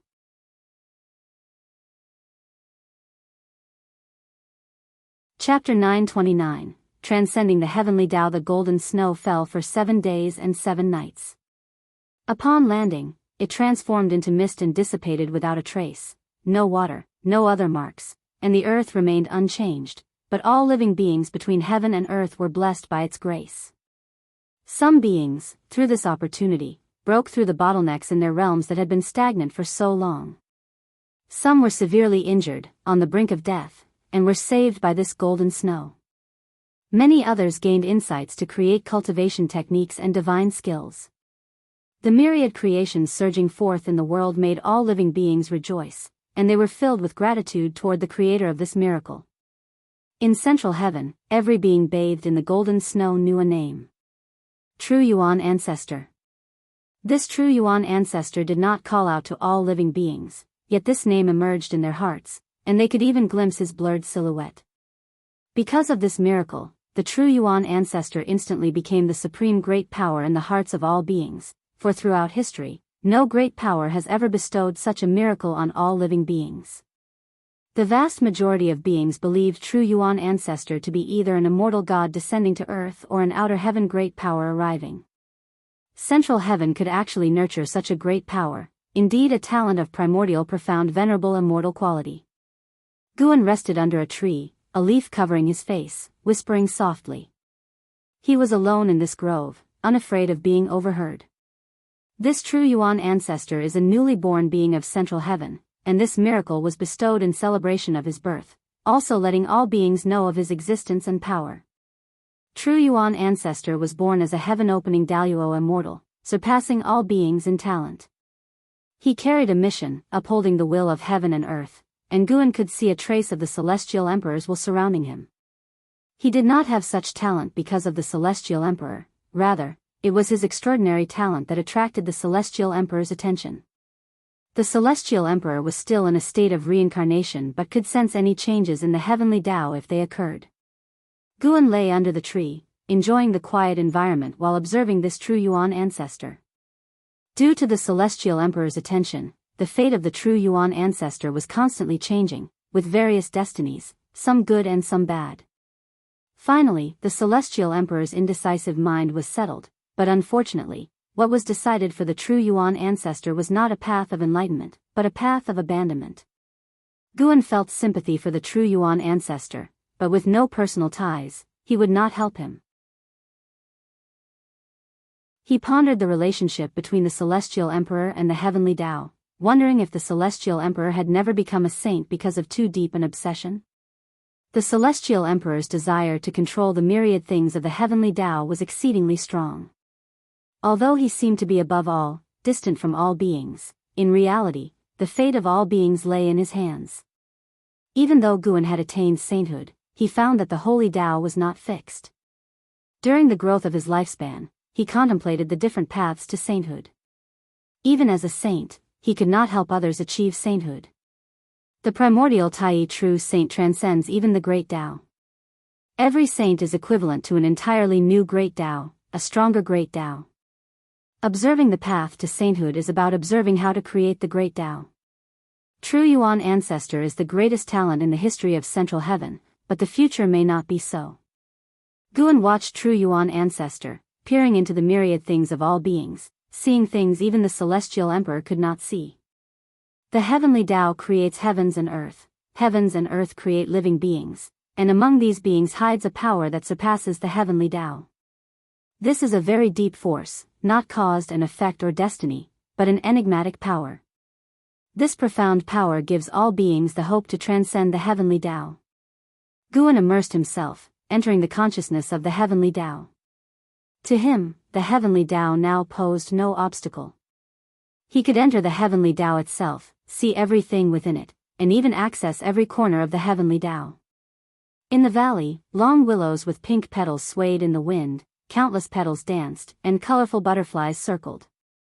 A stream ran through the valley, and beside it stood a white-haired elder in golden clothes, tall and with an ethereal aura.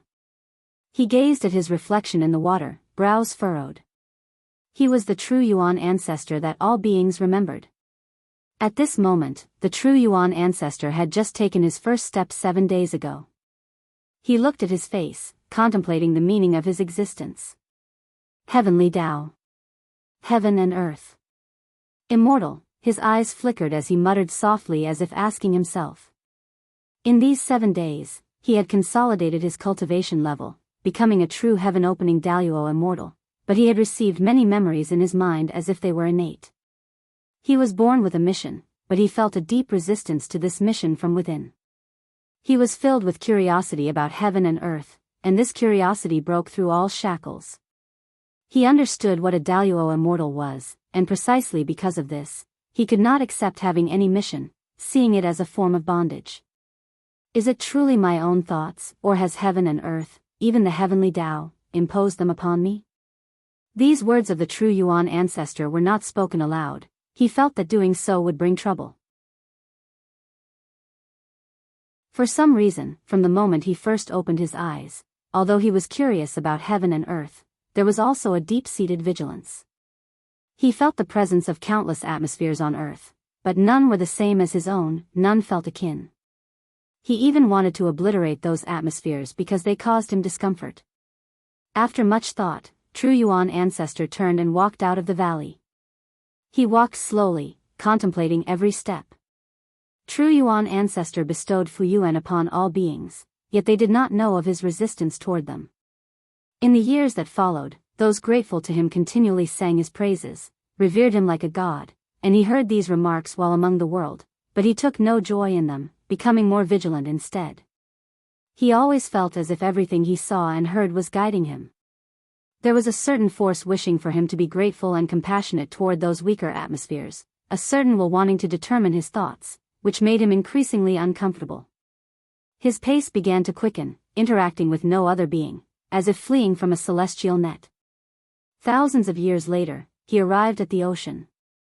The beings atop the ocean were many, but there were few distractions, bringing him a bit of comfort. Though he was comforted, Guan was not. On Inch Island, Guan sat fishing on a rocky outcrop, accompanied by Xuanwu, looking at the sea, a sense of helplessness in his heart. Why was this fellow flying toward him? True Yuan ancestors' inclinations confirmed Gu An's suspicions, that all heavenly Tao creatures possess the power to break free from the heavenly Tao, but this power is challenging to lead forth. Though merely a heaven-opening Daluo immortal, True Yuan ancestor could perceive the celestial emperor's will. Such an instinct was more fearsome than his talent. When True Yuan ancestor resisted the celestial emperor's will, his fate became blurred, his destiny branched, forming countless paths and extending infinitely. At this rate, True Yuan ancestor will eventually become an existence intolerable to the heavenly Tao. He will either transcend the heavenly Tao or face boundless calamity. If you find any errors, ads pop up, ads redirect, broken links, non-standard content, etc., please let us know, report, so we can fix it as soon as possible.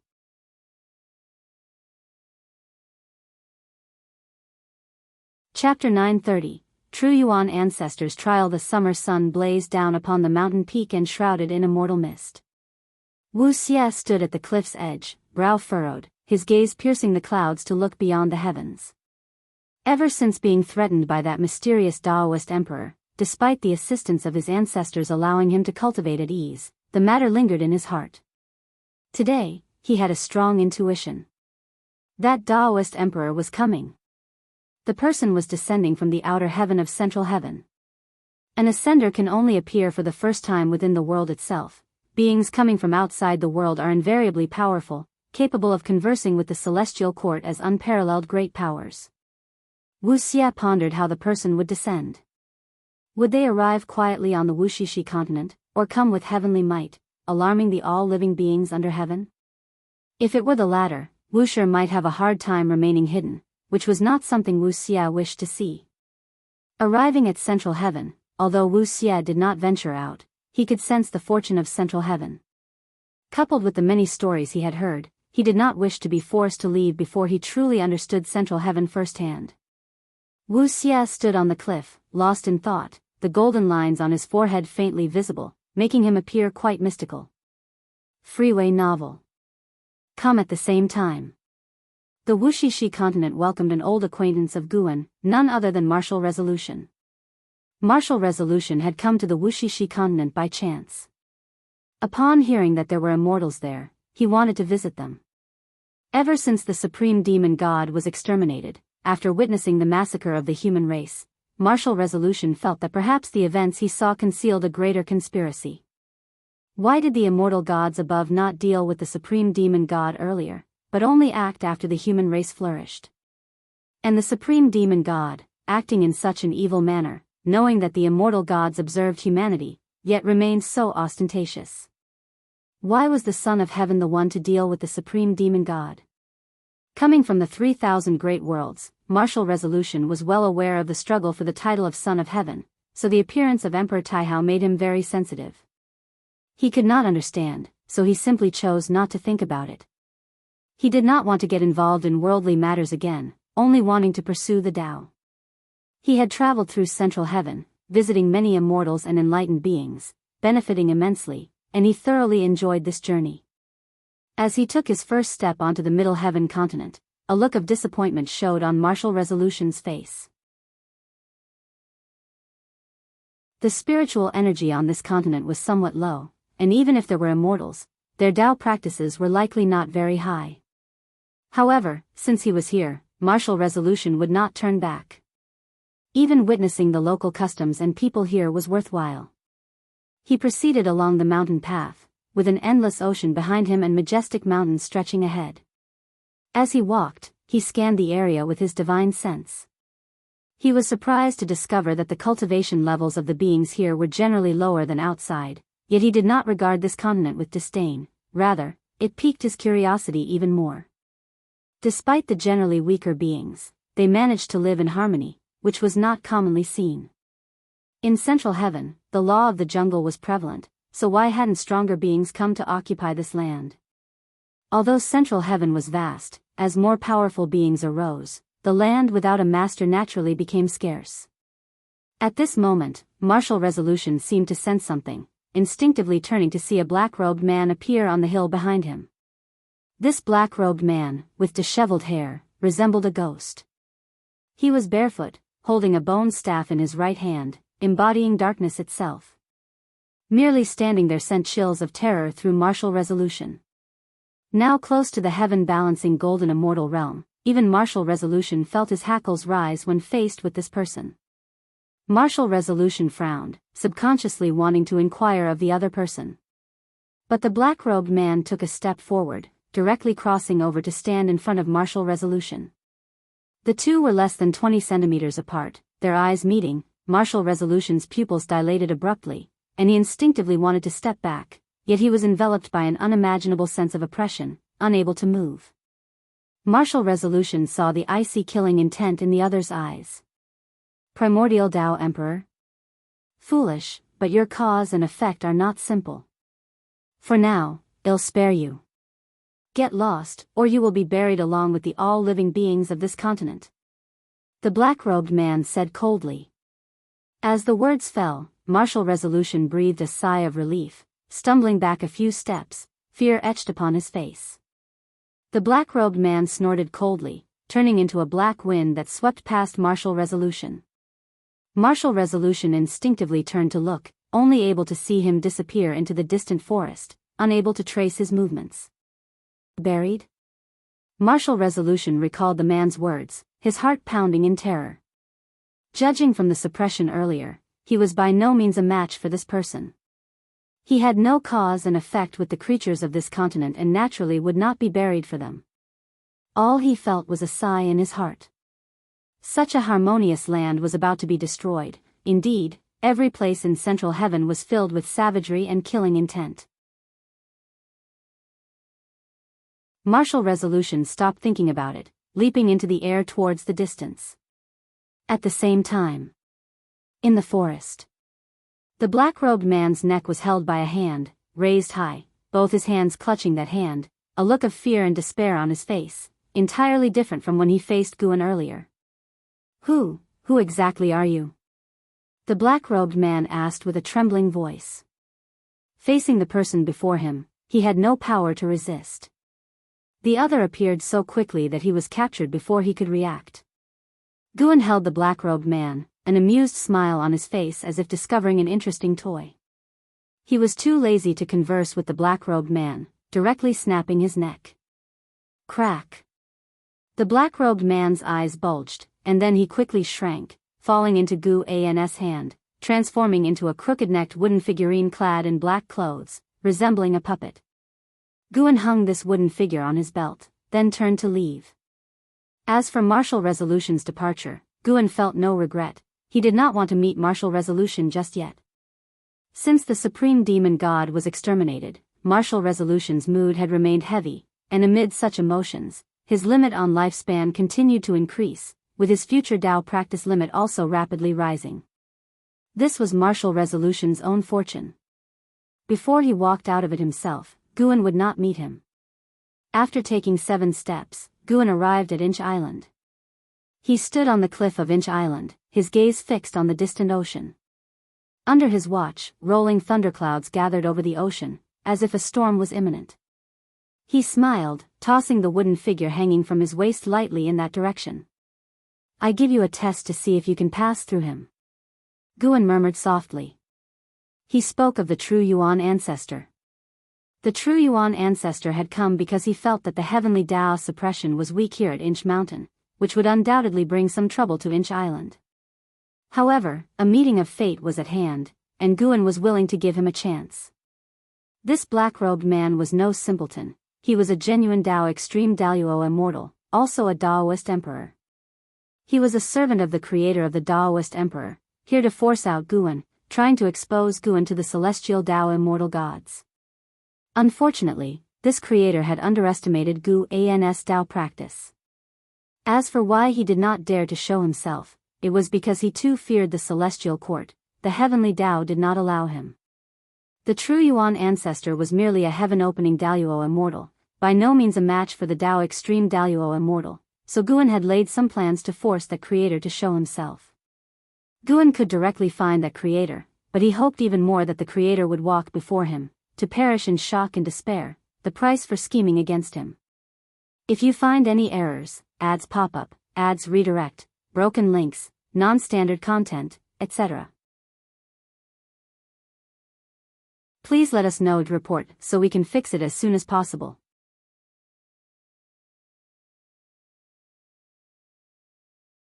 Chapter 931, Tai Chi Emperor. In the midst of the storm, the true Yuan ancestor walked forward through the air, his white hair flowing in the wind, golden clothes fluttering, his expression resolute, staring straight ahead.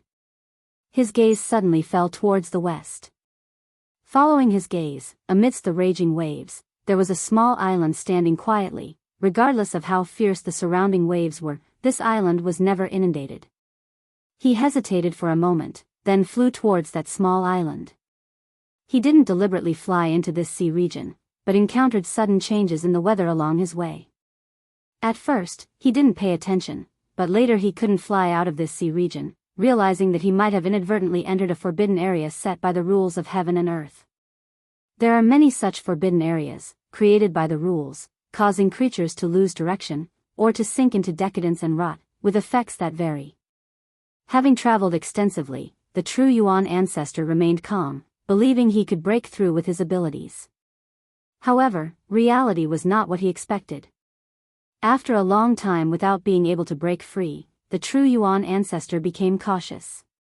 Now, finally seeing an island, he had to investigate. Perhaps the exit lay on the island. He quickly flew onto the island, hovering in the air, frowning as he inspected, soon drawn to a particular spot on the island. He raised his right hand, commanding from a distance. A wooden figure swiftly flew to him. He didn't touch it, keeping a distance of 20 centimeters from his palm. He furrowed his brows, carefully examining the wooden figure. Across the entire island, only this wooden figure emitted life energy, making him very uncomfortable. His intuition told him that the formation of this forbidden area was related to the wooden figure before him. He probed the wooden figure with his divine sense, and his expression changed dramatically, immediately releasing the figure, letting it drop.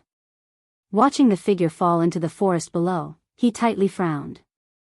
He turned and flew into the distance, afterward exerting all his strength, flying in various directions, yet he couldn't escape the sea domain. He couldn't even expel the storm clouds, as if trapped in a boundless world of torrential rain, without a way out.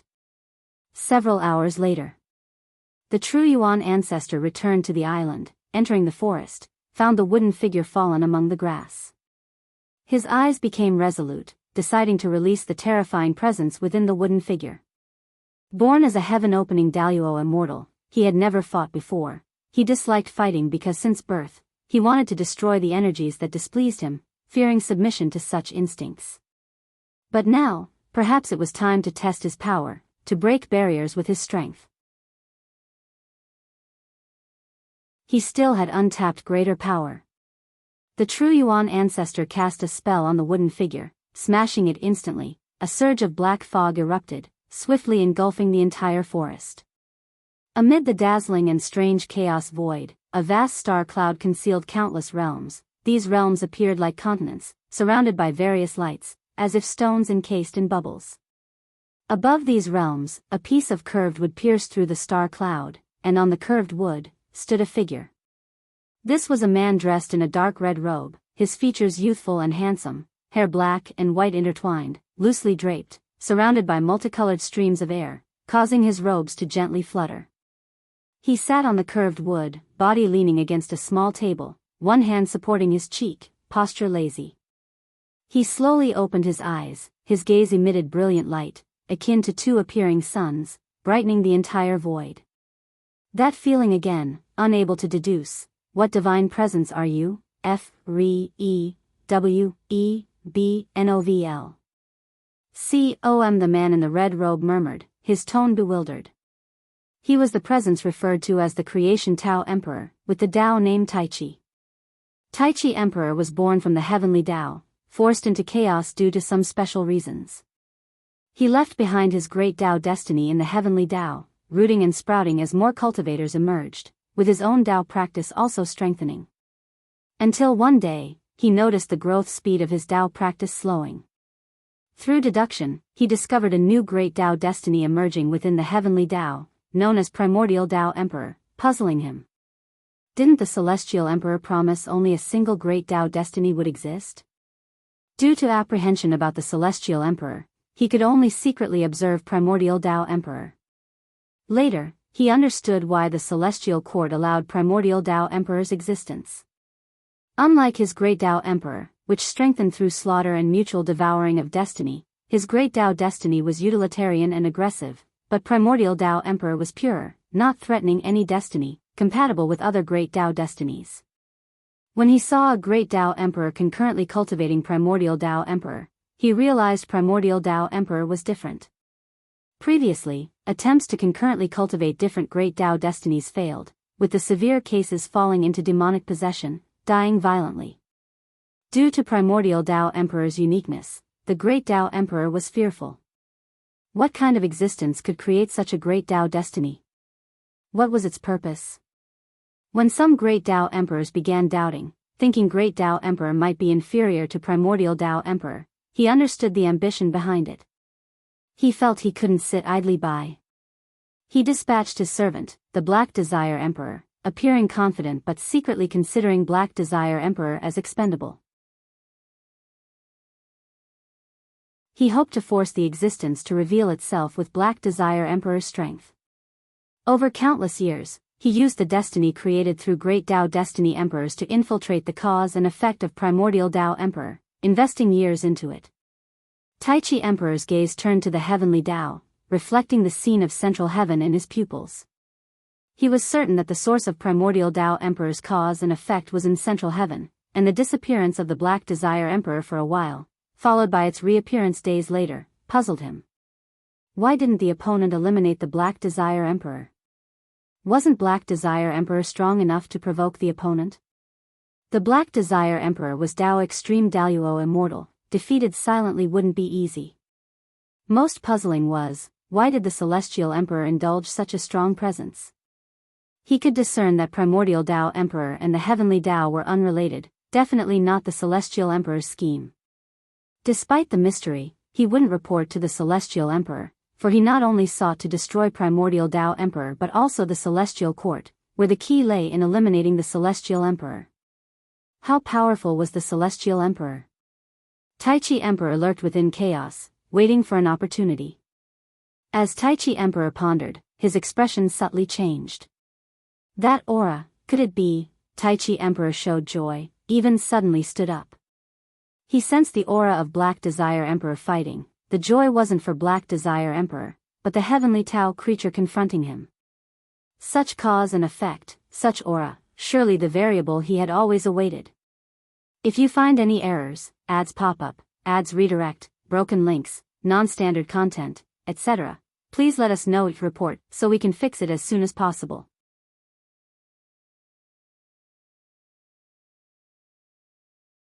Chapter 932, The Heavenly Horse Descends. The sun was bright, and the waves continuously crashed onto the beach, sending up rows of white spray. Xuanwu stood on the beach, gazing at the distant thunderclouds, his brow furrowed, eyes filled with worry. Those thunderclouds had appeared years ago and never dispersed, making him increasingly concerned. He had asked Guan, but Guan just told him not to worry. Stop staring at it, just focus on your cultivation. Guan's voice came, startling Xuanwu into quickly withdrawing his gaze and turning to leave. He hated cultivation the most, but he dared not defy his master's orders. Freu. No. Vel.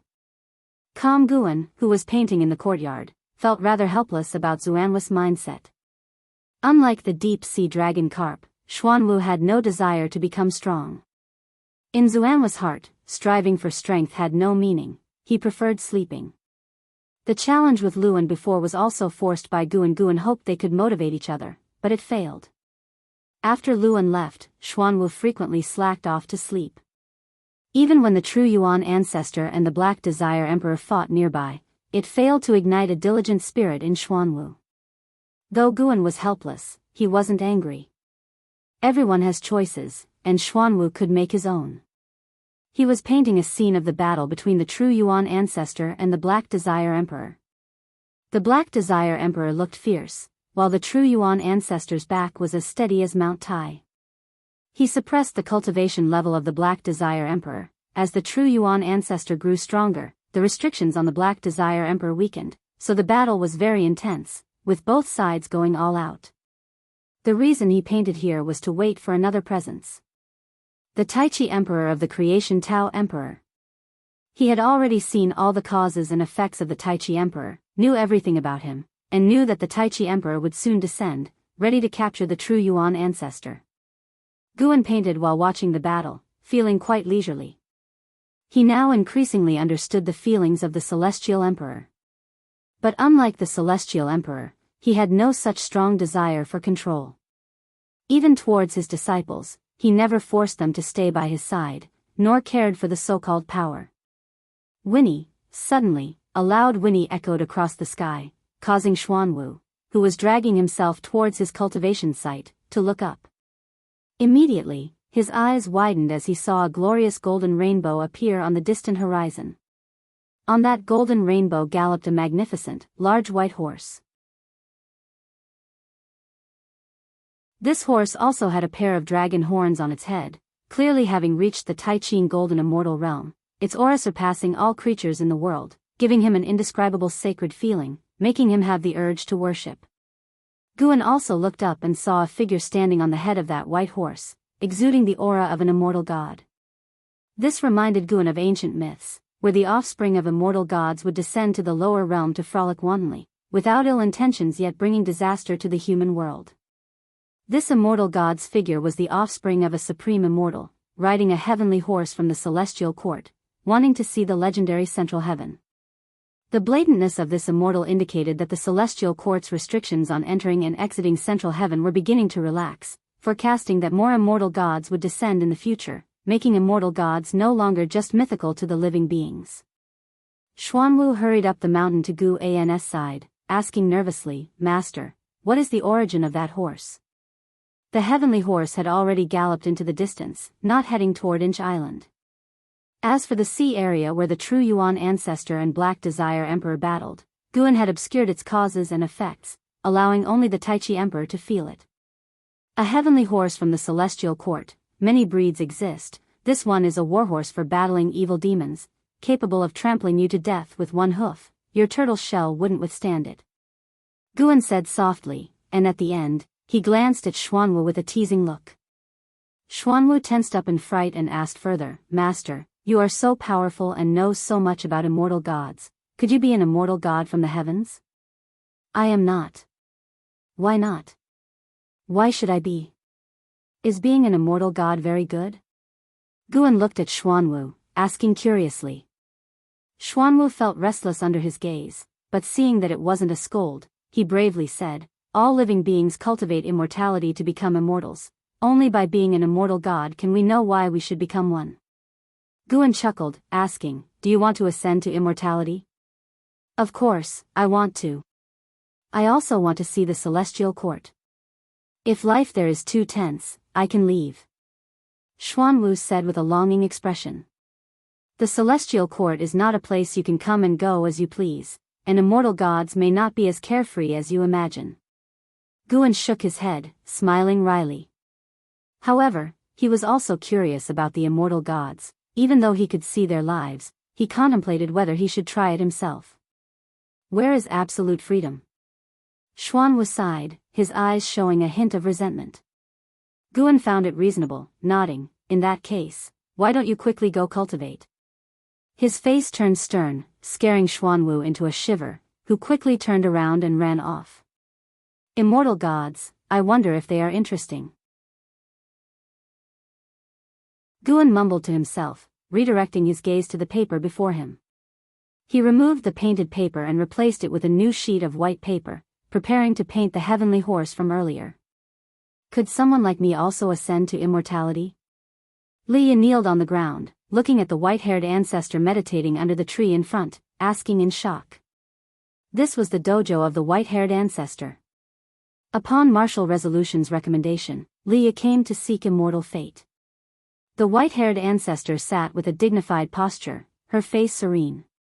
She calmly gazed at Leah, saying, "You have accumulated merit over time, and the Taoist lineage you wish to create benefits the development of the heavenly Tao, so you possess the qualifications to ascend to immortality." Leah naturally wanted to ascend to immortality.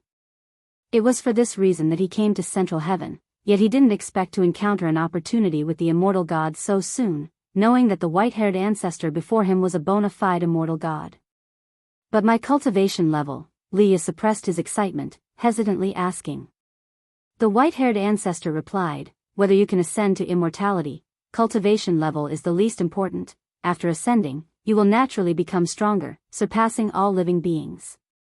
Li Ya's heart began to race, suddenly unsure of what to say next.